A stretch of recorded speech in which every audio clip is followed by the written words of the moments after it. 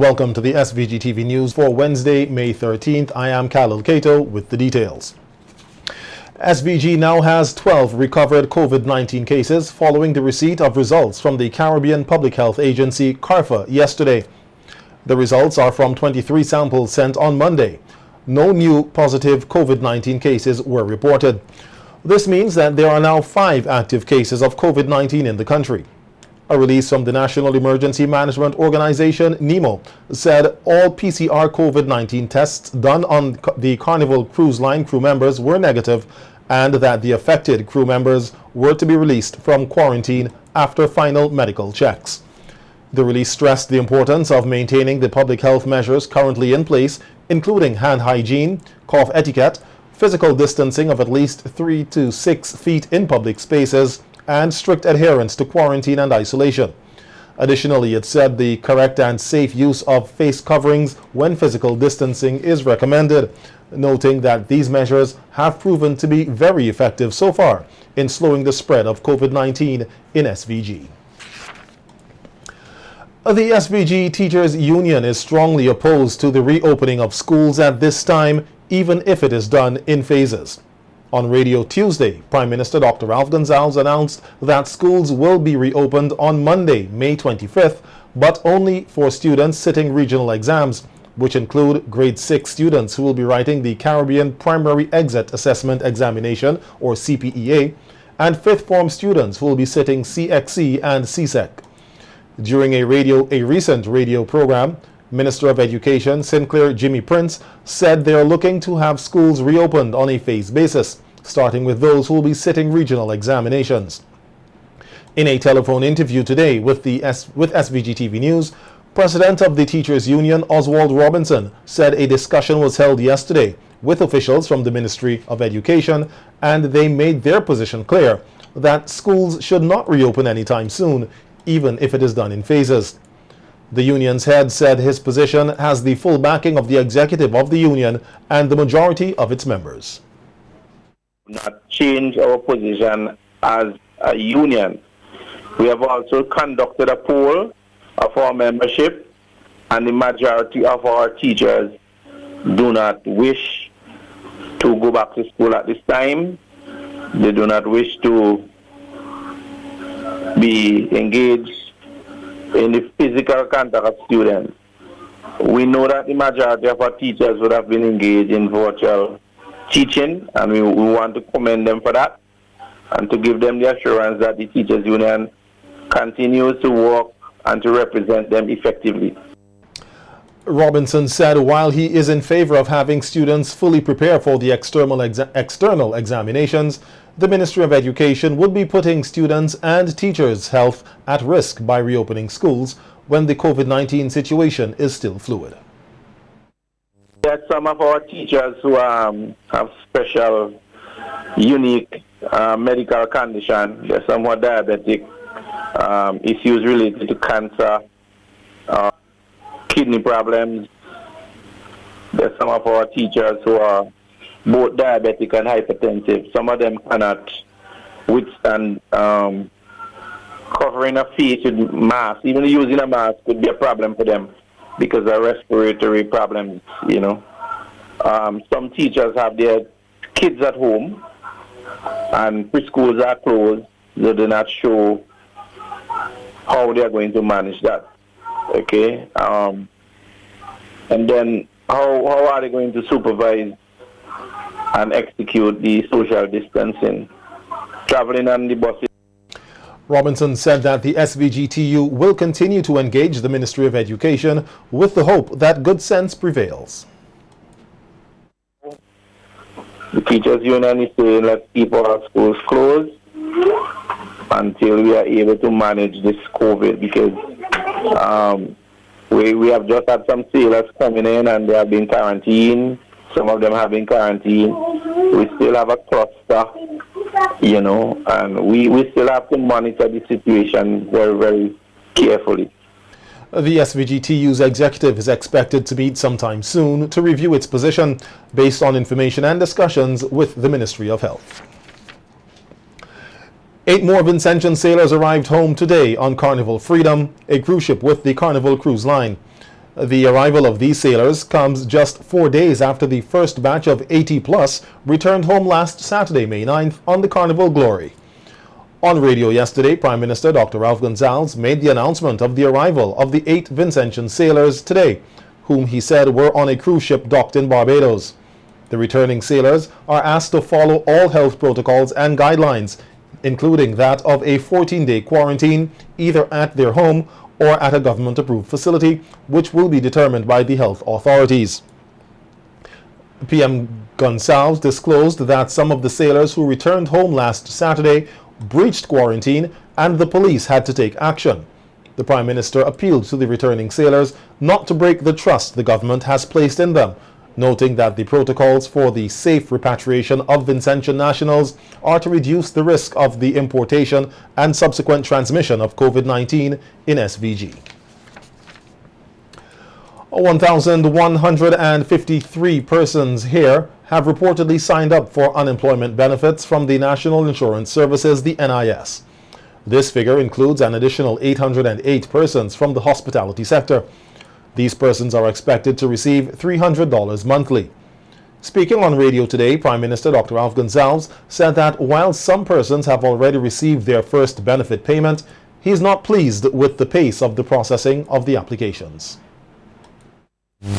Some have been paid already, and I think another 300 and something are going to be paid on Friday. But the numbers who are being paid in relation to the numbers who are registered, in my view, is not moving as fast. I told Stuart that yesterday, Stuart Haynes at the NIS. And he tells me that there are some data problems and check-in and so forth. And some of the employers are not responding as speedily as others. So I'm asking all of them, especially the hoteliers, please send all your lists. You know, we gotta get this thing done quickly, because we don't want a situation, metaphorically, where the grass is green and getting greener somewhere, that the money is there and the horse is starving, the metaphoric horse is starving. I don't want that to happen. The NIS is set to have set aside $2 million EC dollars for the employment benefits due to COVID-19. And the 500 persons who will benefit from the government's interim assistance as part of the COVID-19 stimulus package will eventually be added onto the public assistance program next year. This was also announced by Prime Minister Gonsalves on radio today. Put on the table to them, and they know once I give them a promise to fulfill, all of them will go on in the next budget to public assistance, because the breadth and depth of this COVID pandemic and its consequences. Remember, you know, all your clock, I said, when people thought that just focus on the health alone, I said, listen, this is a monumental challenge with 4 interconnected dimensions: health, economic, social, which includes education, and security. Registration for the interim assistance is ongoing, and the first batch is expected to start receiving $200 by Friday and early next week. He expects to pay 446 of them on Friday, in the usual way in which he will pay people the public assistance.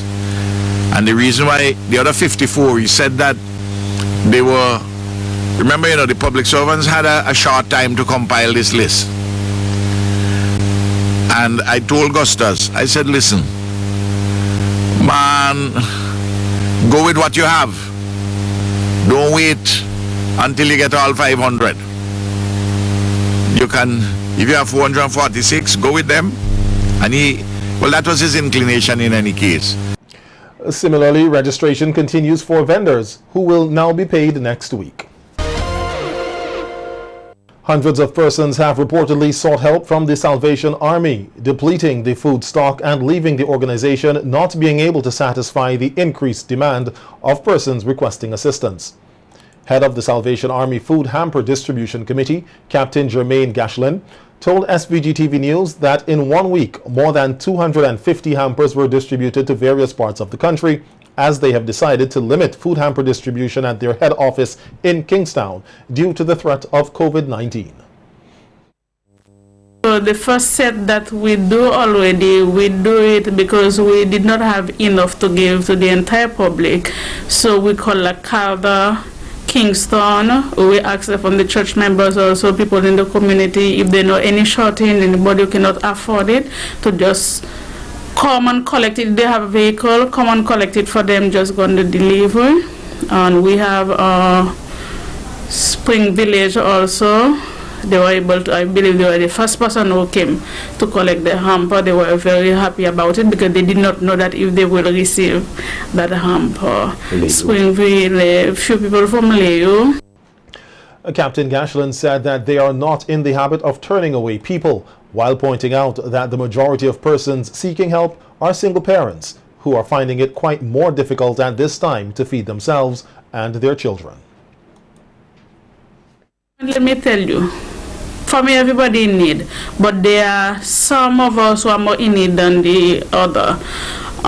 Especially with this COVID-19, children at home. There is one parent teacher, she said, I am fed up with my children because they are in the house, they cannot go outside, no school, no church. So now whatever she has, also buy it and put it in the fridge, put it in the house, it finish quick.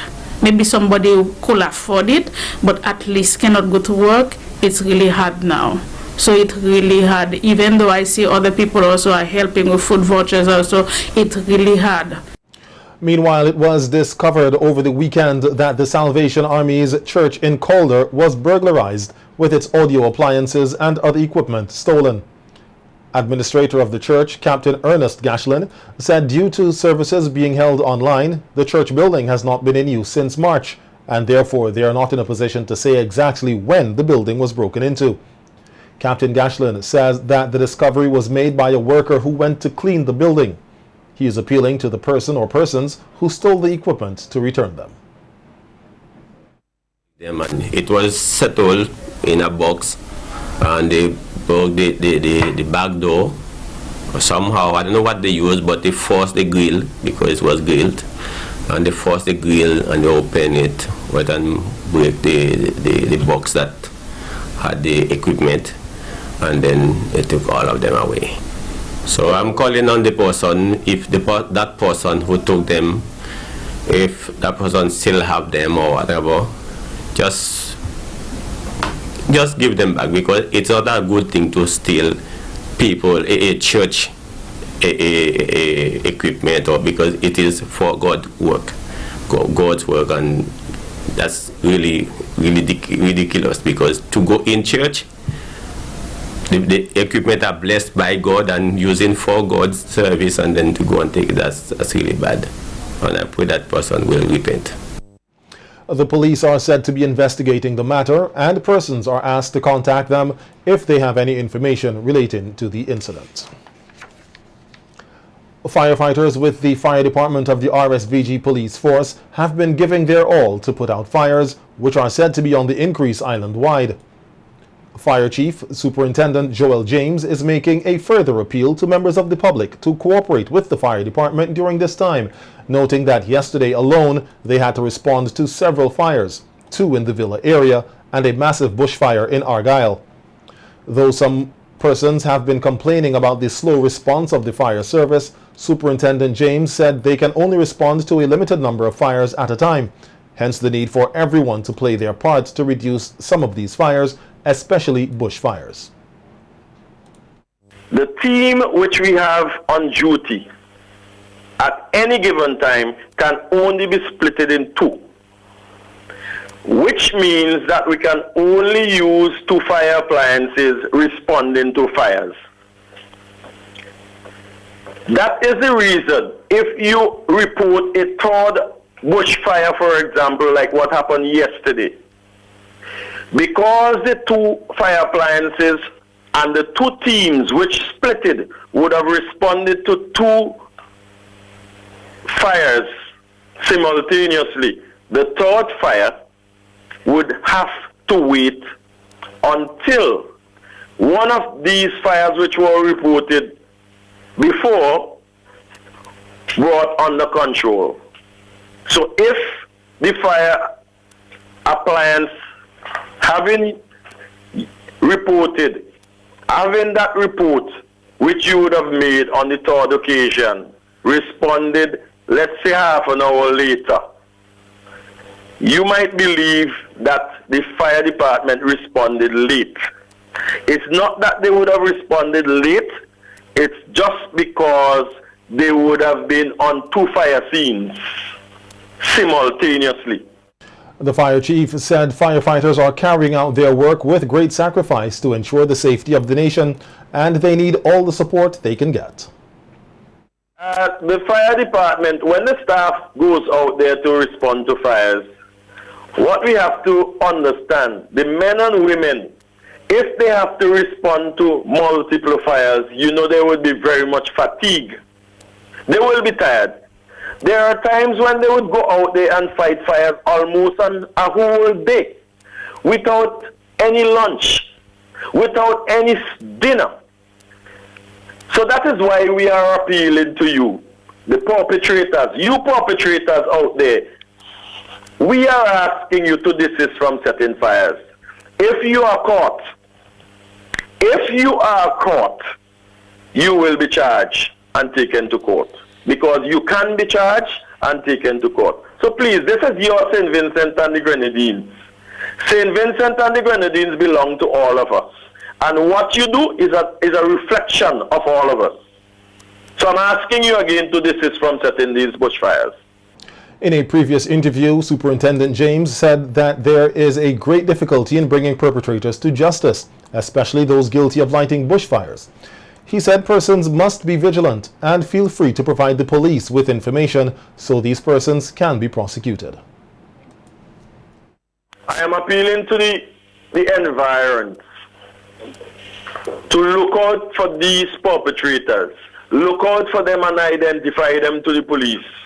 Don't be afraid to, if you identify them, you can call us at 71211. That's the operator. And the operator would transfer the call to the fire department, and your information will be confidential. Feel free to call us and give us information. We are not going to call your names, neither will we be asking you who is calling. So please look out for these perpetrators. And the fire chief said firefighters continue to face various challenges in the line of duty, including issues of accessibility. Superintendent James highlighted the methods which the firefighters have had to resort to in putting out fires where the fire truck is unable to reach. To desist from doing so. There are persons who would have set bushfires in areas where the fire appliance cannot go to extinguish these fires. And what we had to do this week on Monday, the fire department, the staff had to respond in a way where we call a beater. They had to use methods of beating the fires to extinguish these fires. There was one huge fire at Upper Boom Boom where the fire appliance could not have gone. So the men had to use physical methods in respect of extinguishing these fires, beating all these fires uphill. And that fire would have gone from that area of Upper Boom Boom all the way to Dorsetshire Hill. So that is just to show you how much the fire department is challenged. The fire chief said the firefighters also face challenges in relation to the water capacity of each truck. Okay. Just yesterday, we would have had simultaneous reports of fires. We would have had 4 reports of fires. Bushfires I'm referring to. And there was one at Argyle. And this one at Argyle started in the afternoon. And this fire was never brought under control until the wee hours into the night. During which time the fire department, the Kingston Armed Fire Truck responded, the Argyle fire truck responded as a backup to extinguish this bushfire, as the areas are very, very dry. So it was very challenging. And what one has to realize, when you set these fires, the fire trucks only have a certain capacity of water. And when this water is expelled, the fire trucks, they have to retreat to replenish. So by the time they retreat to replenish and to return, you would always have a reignition of fires. So that is why you would find we are very challenged, and it would be very difficult to contain these fires. On May 10th and 12th, 11 members of the Royal St. Vincent and the Grenadines Police Force celebrated 20 years of service to the organization and, by extension, the people of St. Vincent and the Grenadines under the theme 20 Years of Excellence and Continuity Through Sacrifice. These officers underwent 6 months of initial training at the RSVG-PF Police Training School at Old Montrose on May 15th, 2000. Reflecting on the accomplishment of this milestone, the officers have collectively expressed that they have endured, though the journey has been long and hard.